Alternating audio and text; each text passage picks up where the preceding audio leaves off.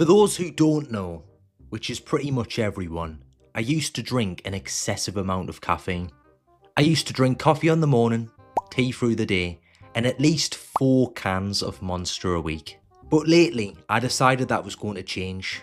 And before I begin, I'm not here to lecture you about drinking caffeine, because if that works for you, then great. Plus, I don't think I can brand myself as a health expert when I couldn't even pass my science GCSE. I'm an autistic guy that's bad at science. That's rare, isn't it? In my defence, my science classes consisted of chavs throwing stones around the room and more petty arguments than the Jeremy Kyle show, but I still failed. Wow, year 9 biology was wild. But anyways, the first thing I decided to cut out was Monster. Growing up, I wasn't a big Monster drinker, but that all changed when I decided to buy a can on my break at work. I told myself I was only going to drink them occasionally, but that was bollocks because it became a regular part of my diet. What can I say, they taste unreal. It's a shame they're not good for you. For those who are wondering, my favourite flavours were Monarch, Pacific, Mango Loco and Ultra Peachy Keen.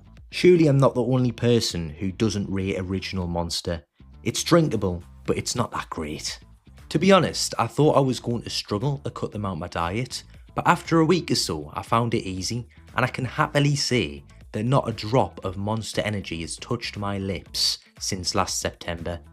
Well, happily for me anyway, the shop I used to go to has probably lost a fortune. But I quickly realised that I didn't need Monster or energy drinks in general, and I felt a lot calmer without them. Sometimes I get so zoned out I couldn't even think properly. Once I stopped drinking Monster, I then cut out the tea. Tea had been a regular part of my diet since I was 13, so I knew cutting it out entirely was going to be a tall order. I never thought I'd see the day, but I decided to try decaf tea. And you know what? It's been the perfect replacement. Whenever I feel the urge to put the kettle on, I go downstairs and have some decaf tea. Maybe I'm not picky, but I can't really tell the difference. They taste the same. That then inspired me to try decaf coffee as well.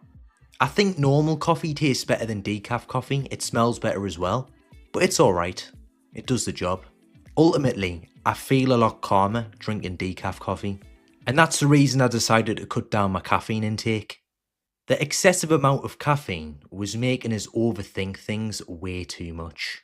Don't get me wrong, I'm still an overthinker and I don't think that'll ever change, but the caffeine was making it worse. Sometimes all it would take was one thought, and before I knew it, my brain would magic up this whole scenario that didn't even exist. It's so stupid, but it's true. And it was getting us down. I also feel a lot calmer, which is to be expected, but it's nice. Not as calm as I felt on holiday when I was floating on a lilo after a few whiskies, but still calm enough. If you've never been on a lilo whilst being drunk, I 100% recommend it. Just be careful. That's the overthinking kicking in there. I'll be lying in bed at midnight thinking I'm responsible for people drowning. Why does my brain turn a throwaway comment on a video, something that should be light-hearted, into something so dark and so deep? Like, stop, please. Look, there's definitely a time and a place for caffeine, especially if you're getting up early to travel or you need to stay awake for something. But I definitely recommend cutting down your overall daily intake because, from my experience, it makes you feel much better. The first few weeks might be a slog, but once you get through those, it's much better, trust us.